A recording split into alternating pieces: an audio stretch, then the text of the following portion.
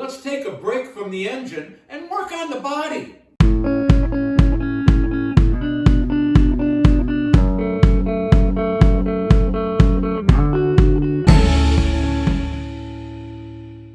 Welcome to Robert's British Cars. We're going to call this part 16.5 in the restoration of our 1952 MGTD. You see, part 16 was supposed to be the first start, but as it turned out, our cylinder head had rusted through. So while our new cylinder head is over at the machine shop, we're going to take this opportunity to work on the body of the car. Specifically, we're going to try to attach the fenders and the running boards. You know, when I got this car out of the storage shed carport where it was being stored, it was a mess. The previous owner had spent thousands of dollars on a beautiful paint job, which was ruined because as the parts were moved from location to location, they were dented, they were scratched, they were pretty beat up. So we had to have the parts repainted. So what I did is I took parts that were white, put them in the car, and I went from body shop to body shop. Nobody wanted to do it because all I got was, we do collision work. We don't do restorations. We only do collision work. Finally, I found a place called B&H Collision Repair in Snohomish, and the owner there had retired, but he kept a little area in the business to do what he wanted to do, which was restoration and work on vintage and classic cars. What I did is I brought him the brown parts, the 4 fenders and the running boards, and again, the front splash and rear splash panels. He went through them and he restored them beautifully. Wonderful paint job, and those are what we're going to attach today. It was incredibly beautiful work done at a reasonable price, and I was very happy. This is the left rear fender for the MGTD. But before we go install it, let me point out a couple of challenges we're going to have. The first thing I'm going to point out is the bolt that goes here. That bolt goes through this hole. As we come up this way, look down there, that is supposed to line up with this. And as you can see, it's well inboard. I cut this little piece of rubber hose that I'm going to use like this as a spacer. We'll see how that turns out. And this is my favorite thing right here. There's a hole in the fender. It's not supposed to be there. And just to add to the confusion, there's a hole in the fender on the other side that happens to be in exactly the same location. Looking from the inside, this is a perfectly round half-inch hole in the same location on both sides of the car. The only thing I could figure out is somewhere along the way, somebody drilled this hole, or it came in the fender and somebody just opened it up, and it may be for like a tail light or a directional indicator or something. I'm not going to close it up right now. I can always do that later. Enough said. Let's get this on the car. The first thing I'm going to do is measure and cut the piping. All I'm going to do here is try to hold the fender in position with one hand and put a bolt in with the other. First one is always the hardest. What I had done earlier is I ran all of these bolts through the nuts in the body of the car and made sure that all the threads were clean and that they would go in finger tight, which is what I'm doing.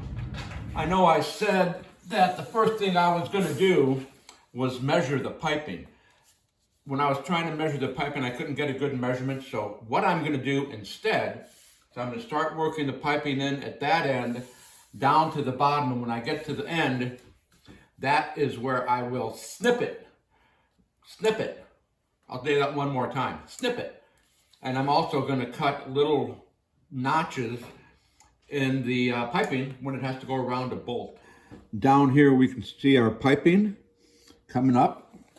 Going across the top of the fender here, and then right down there to the bottom. And notice I have my little magnet light with a little cloth under it.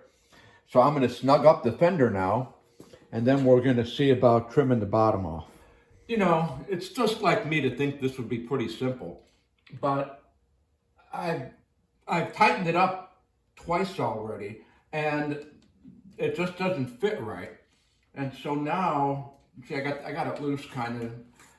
Now I'm going to try tightening it from there and go around this way. I try it from the middle out, I try it from the back forward, so now I'm going to try from the front, because I just can't get the piping to fit right. Well, that seemed to do it. Starting with the front bolt and tightening it from the front across the top to the back. As you can see, I got this a real nice seam in here, all the way down into the bottom. One other thing to note, as I look down here, there was a big space there. I thought the fender was bent. I was going to use this piece of rubber as a spacer, but it turns out the little rubber donut that I believe goes there fit nicely. The fender pulled right in when I got the bolts tightened in the right order. I just snipped the end of my beading here, and what I did, I can show you, is I left a little hole in the end. I cut back the bead inside of the material. And I'm going to pull this material, stretch it down a little bit. What I'm going to do is take a little touch of glue here. There's a touch. And I'm going to put it in the hole like that.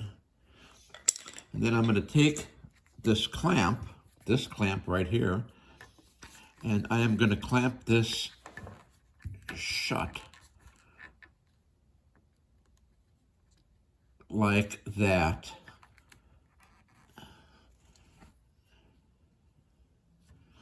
And that'll be behind the running board. You won't really see it, but at least that'll be sealed off. I don't know if that makes any difference or not, but you know, it makes me happy. Now, as I'm getting ready to install the running boards, I need a bolt in 3 holes like this one. There's one here and then down this way. As you can see, those holes are not drilled, so I'm going to have to drill a hole through the wood, which I believe is ash. So I have a hole to put my bolts through. Here we go.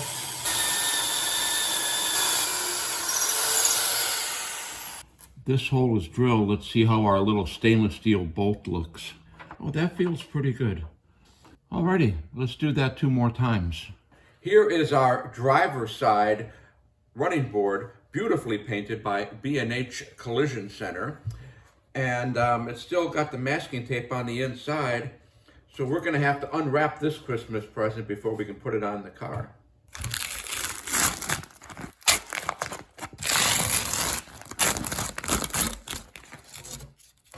There we go. Again, here's the rocker panel, and here are the nuts and bolts that are going to hold it on.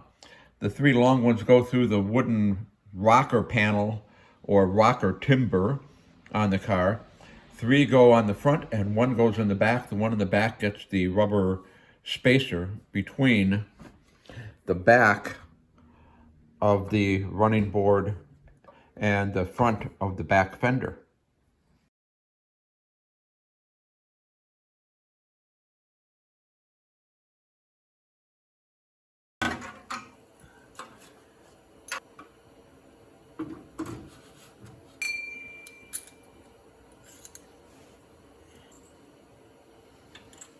As you can see, it's in position.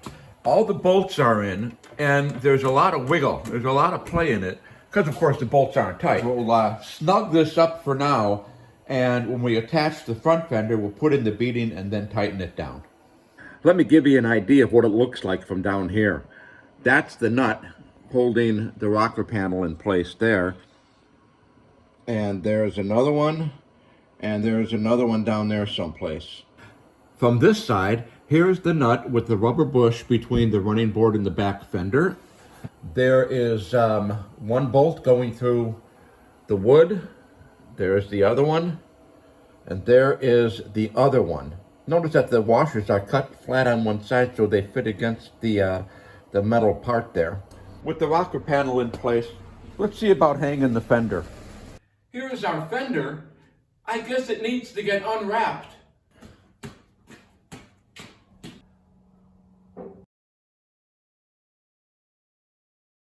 This is the back of the front fender. I have one bolt in there. And I managed to get these two bolts in here. This one is kind of lined up, and then of course we can go forward. But as I'm under here, I happen to notice this gap. And I've never done this before, but that just doesn't look right to me.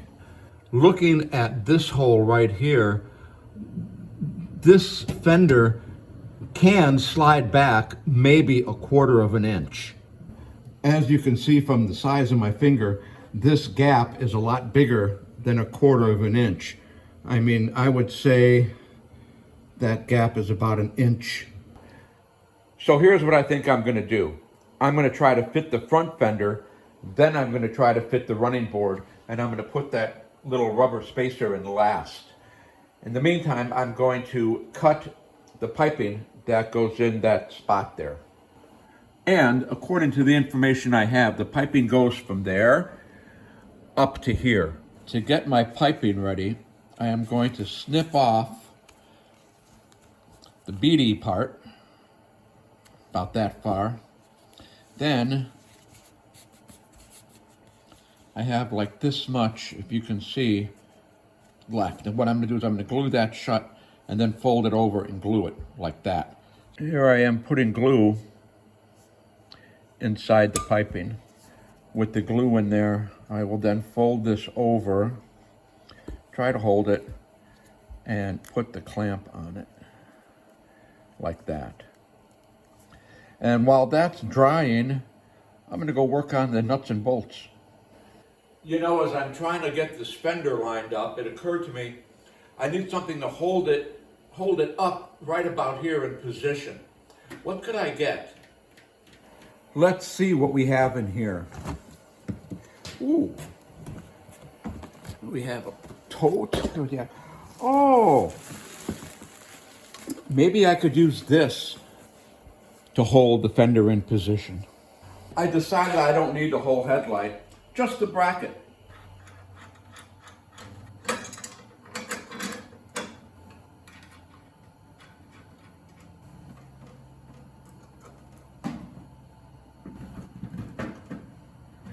Now that we've got the fender positioned pretty close, I guess, we're going to go around and we're going to snug up all the bolts.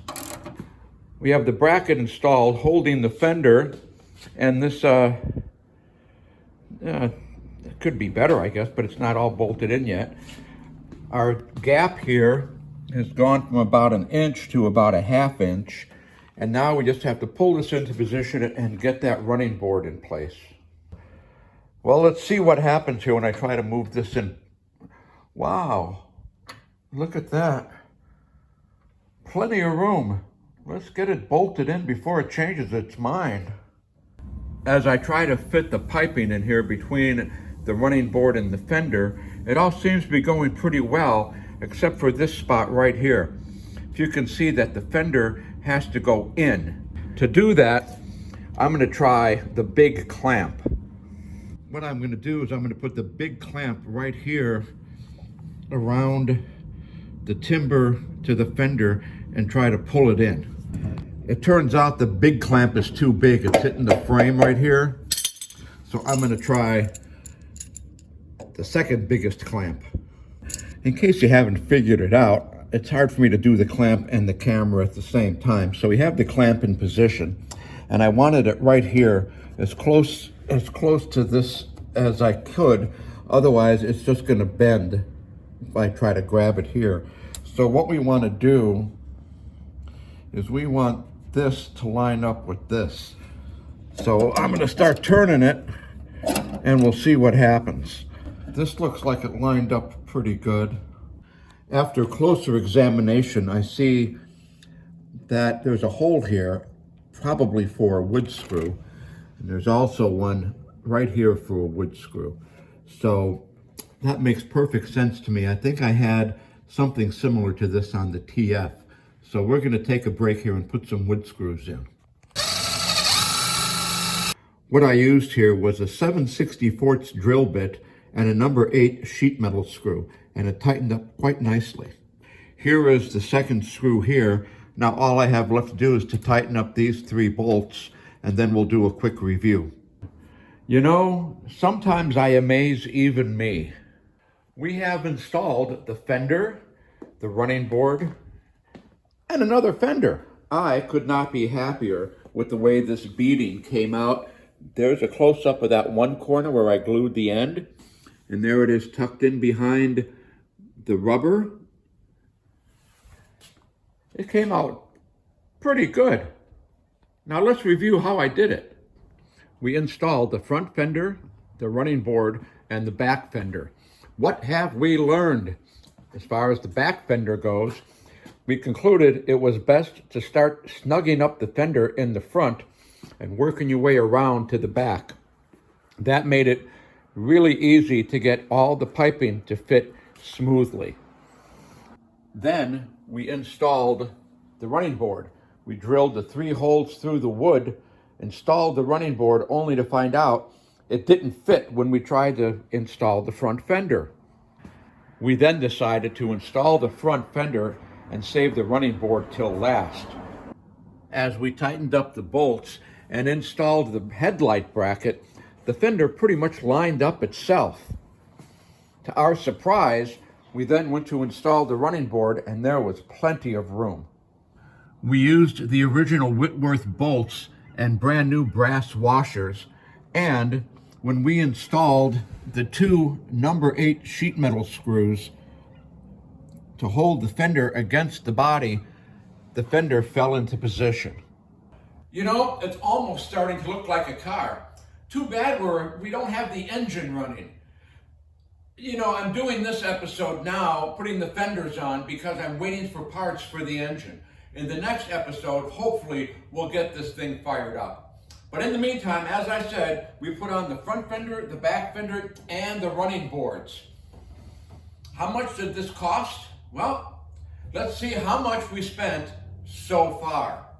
The little rubber bushings that go here between the rocker panel and the back fender were $2.75 for 2. The cost to get the fenders and the running boards repainted was $4,000, which brings our total in the restoration of the 1952 MGTD to $16,383.59. And we still have to paint the white part of the car and get the machine work back. It's not going to be cheap, but it's going to be beautiful when she's done. Stay tuned and watch us put it together. Until then, we'll see you next time.